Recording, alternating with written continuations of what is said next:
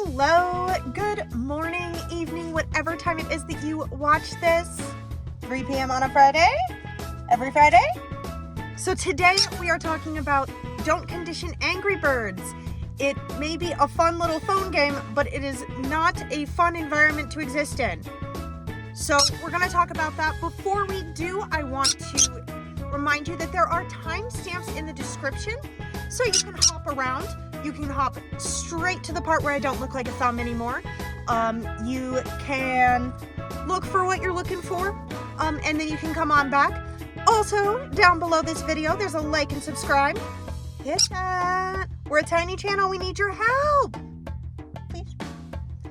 And let's get into it. So if you're a returning viewer, you will know that I'm a huge fan of positive reinforcement training. Anything that we can encourage in a positive way, I love it. But sometimes this can backfire on us. Let's talk about those situations. Sometimes negative reinforcement, which is different than punishment, is necessary. So let's start by talking about the situations where positive reinforcement might negatively impact us. So I'm thinking of one in particular. Can you shush? I'm thinking of one in particular, and that is biting. If my bird is biting and I want to only use positive reinforcement, how do I get them to stop biting? Well, I could give them a treat every time they're not biting, but then I'd be giving them a treat constantly, all the time. All right, so maybe not that one. What if I just give them a treat when they're angry and they're showing me signs of being angry or upset and they're not biting? Well, that is where we get into the backfiring of positive reinforcement. Because if we give them treats when they are showing signs of being angry but not biting, what we are doing is we're rewarding an emotion. We are conditioning them to think they will get a treat if they start showing these angry signs. Well, you may say, well, they're just showing the signs. You're just conditioning them to show the signs. You've heard of fake it till you make it, right? Try to smile until you're actually happy. There it is. So it's really important that we don't condition our birds or any animal accidentally to be angry birds. Another way that we might condition angry birds is on the other side of the biting that might lead up to the biting. And that is if we are bugging them and they are clearly not interested in being in our video, and they are clearly not interested in doing the training session or whatever we want them to do. We want them to step up. They don't want to. Can you pose? Yeah. And eventually we are just bugging them until they bite us, right? That is another way that we might condition angry birds, because in that case, what we are conditioning is for them to decide that it's not worth it to tell you the signs.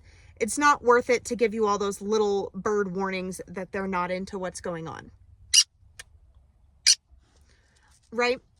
We're just telling them, well, you gotta bite me. You gotta be clearly aggressive if you want to get your way. And so they go straight to aggressive.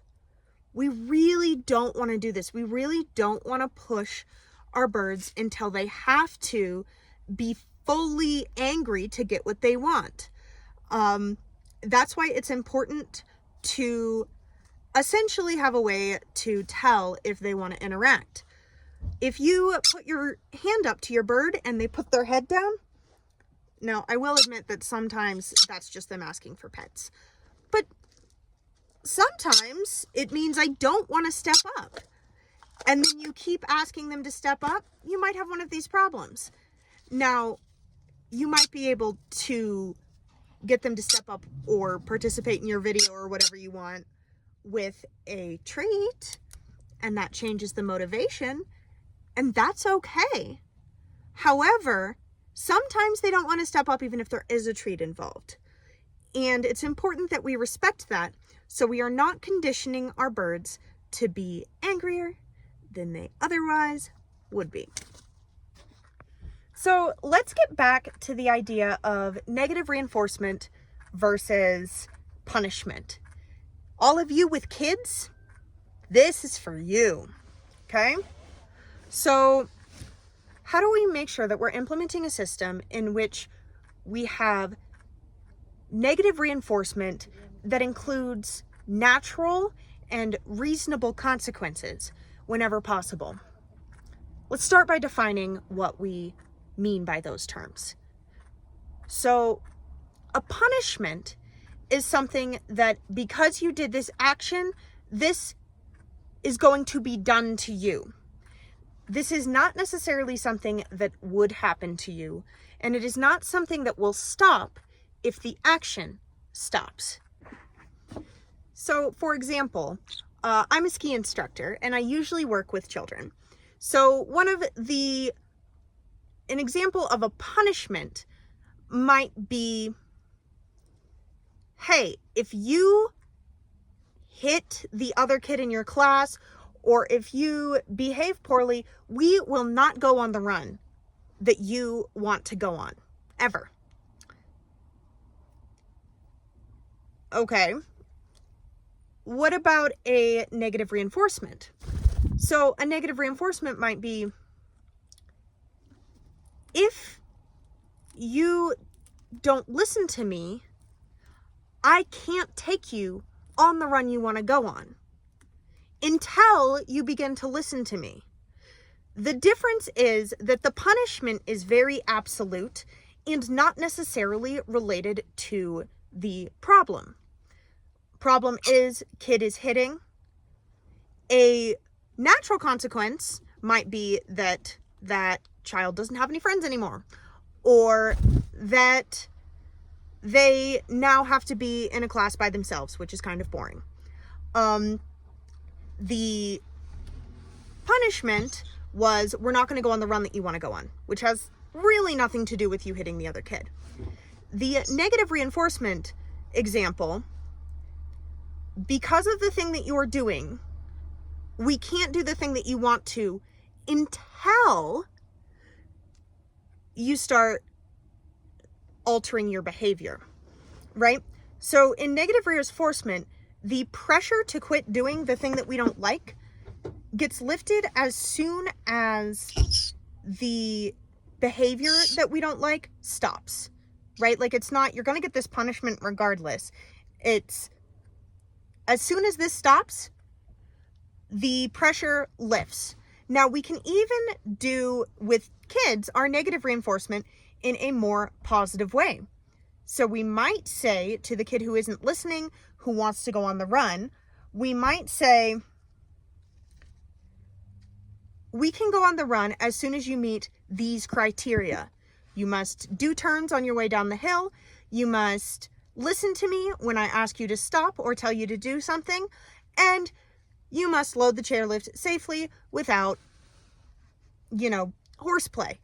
And then we will do the run that you want to. So we're using positive words like, we can do that, we will do that. These are the conditions under which that'll happen. Whereas, remember, our punishment was, we're not going to do that. Because you did this, we're not doing that. And maybe let's say we're not going to do that today. But it's still like, it doesn't matter what else you do today, we're not doing that, right? And so that's kind of really important for our kids. But how does that apply to our birds? Let's go back to the biting example. We already decided that we can't just reward them for not biting, which is what we would ideally do. So how do we stop them from biting? Bite them back! Yeah, probably don't do that. Probably don't do that. What about keep doing the thing they don't like until they give up? That's called flooding.